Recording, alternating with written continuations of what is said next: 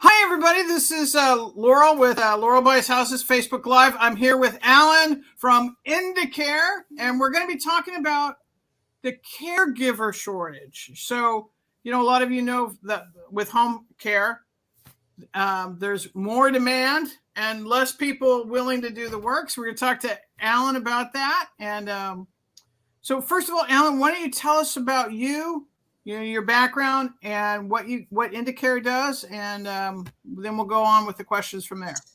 Wonderful. First off, thank you, Laurel, for having me. This is a really appreciated opportunity to have a discussion, important topics. So I love what you're doing out there. But my company, Indecare, started back in 2006. It was the result of my mom having a diagnosis of cancer. Learned a lot about how to deal with caregivers coming in the home and navigating that whole thing as a consumer, as a son. And as a result of that experience, I decided to start my own company, Indecare, so that we can make a positive difference in our community to provide wonderful caregivers coming into the home and supporting families through times that, where we can be helpful to them. And we also provide placement services now, which is a kind of a new service that we added about 3 years ago, which helps families identify appropriate licensed senior living communities. Okay. So when in-home care doesn't work for them anymore, you help them move to a facility that will work for their family. That's right. With the goal of placing somebody that will be a nice long-term placement and not have to move multiple times as a result of whatever their care needs are. So, almost a lot of industries are having trouble attracting good workers and filling slots. And I understand the home care industry is the same way. How has this labor shortage really affected your industry? Yeah, I mean, it's amazing as we as we go and we look at kind of how did we even get here, right? Almost seems interesting that, we kind of had a pandemic for the past several years. And that pandemic was really something that kind of exacerbated what was already a problem that we were seeing, which was that we had we had less supply of qualified, good caregivers to meet the demand for our business and, the demand in the community. And then it was obviously exacerbated, as I had said, during the pandemic.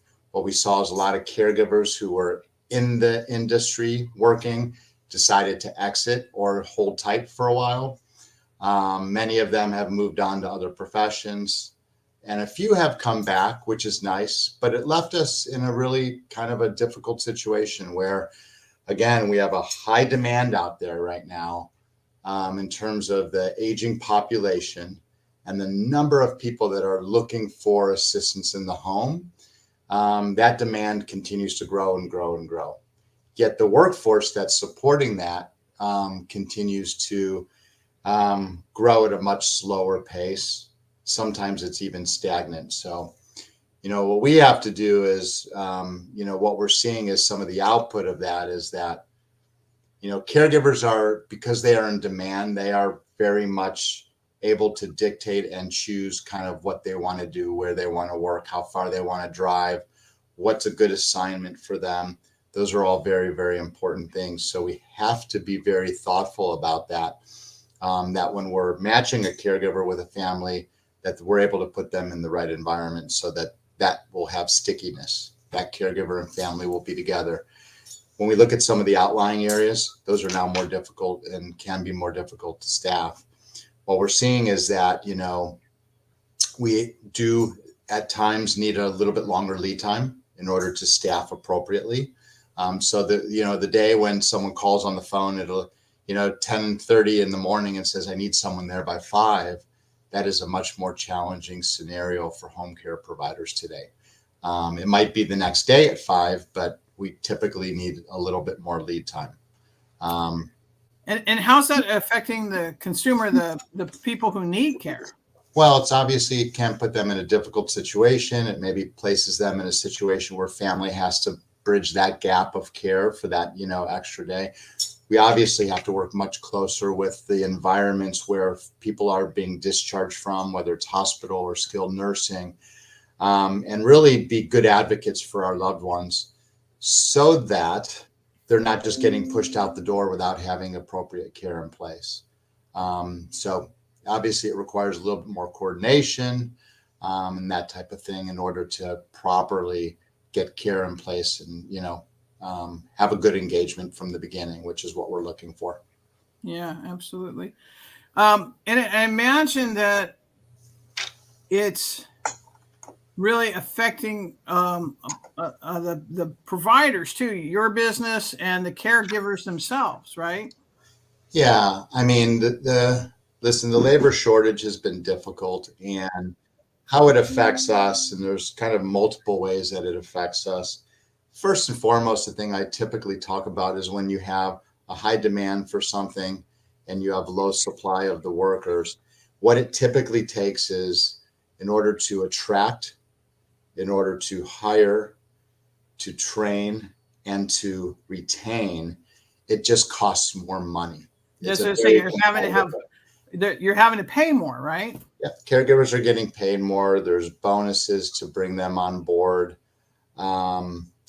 So, there's a variety of additional costs that take place in a very tight labor pool market for providers.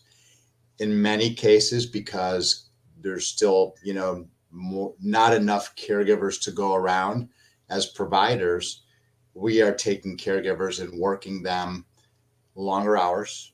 We're having them go from one home to another.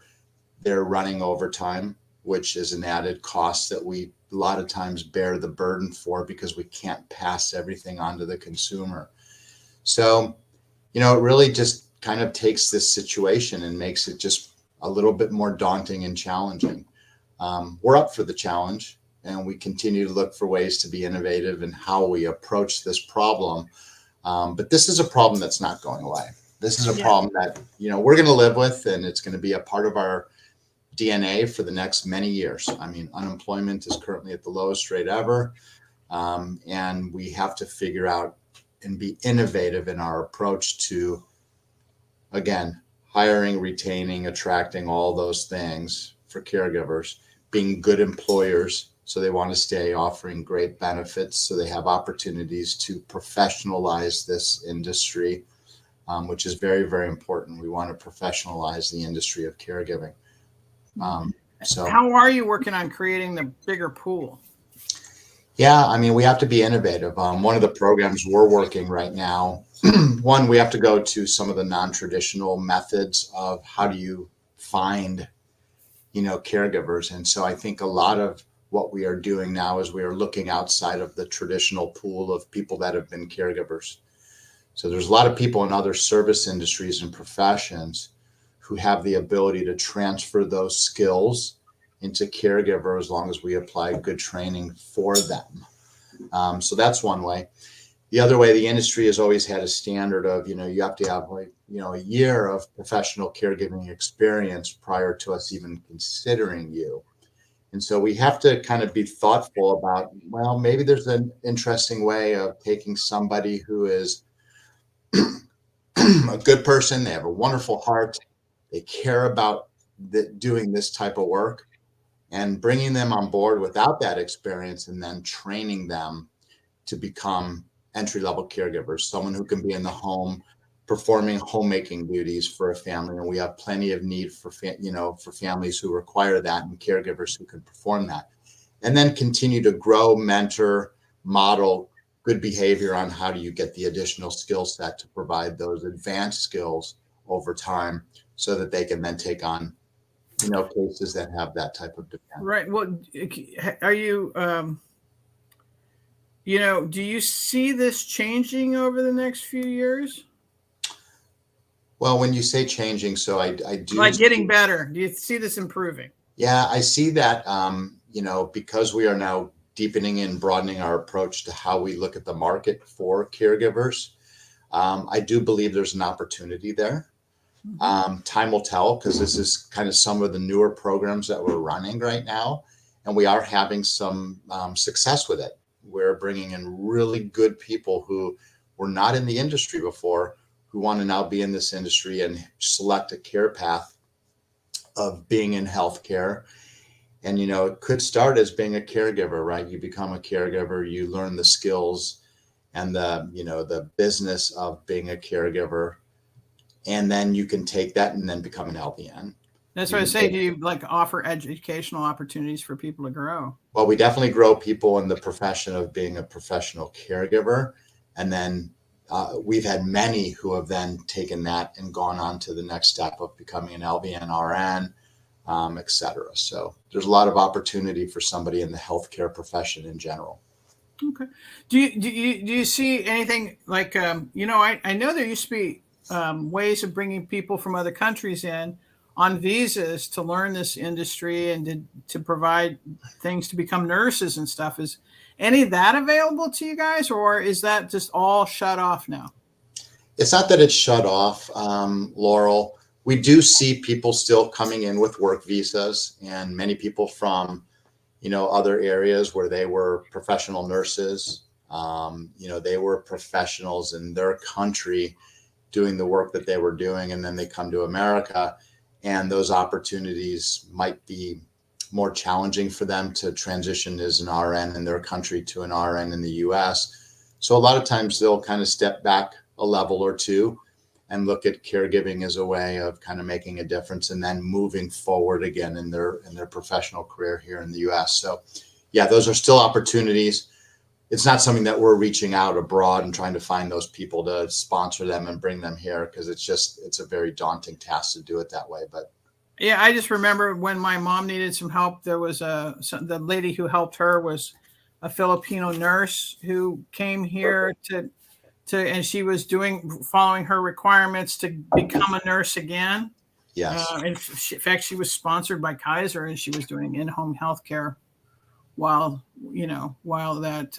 she was going through that program. I didn't know if that was still available, because I know the whole immigration thing is kind of tough right now. Well, I appreciate you talking to us about this issue, and it really takes patience on both sides of the equation here, and having safe, healthy places for people to work as well. I can imagine that it's tougher when there's an issue in the home where it's not safe, or not a safe work environment and stuff too. Do you find any of those issues? Is that a problem for you guys? And I know far out, the rural areas, further out areas are a big problem, but what about other issues in the homes? Yeah, I think for us, as we look at this challenge, we have to continue to dig deep and figure out how to solve the problem, which we're, again, up for that task.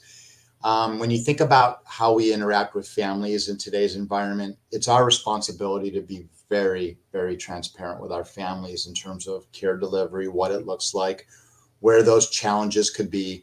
Sometimes families come to us and they say, I want a 4-hour shift, Monday, Wednesday, Friday from 9 to 1. We know those shifts are very, very impacted right now. So it's our job to kind of see if there's an opportunity, if the care plan can support it, where maybe we can be there from 2 to 6 versus 9 to 1. We have to look at other resources in the community to see where we can get help and support. I'm just a huge believer in surrounding ourselves by community resources that ultimately will give families a better experience, allowing their loved one to stay in the home.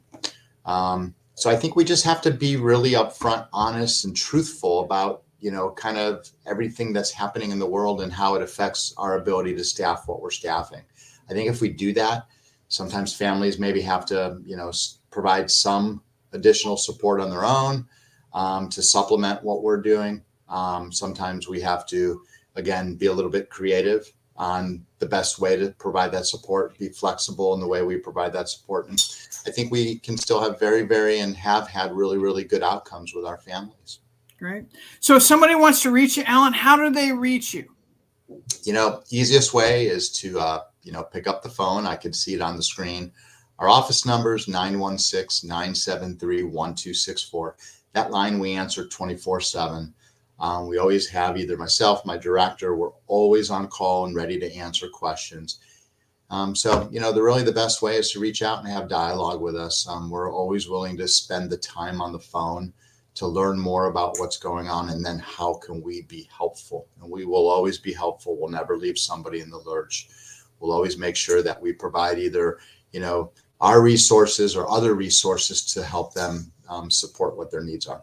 Great. Hey, Alan, thanks for really educating us and letting people realize the challenges and the opportunities of the labor shortage, and how really right now what it takes is being creative and flexible. So thanks for letting us know about it. And thank you guys for joining our show. I really appreciate you for tuning in. And if we can provide anything for you, please let us know. Thank you.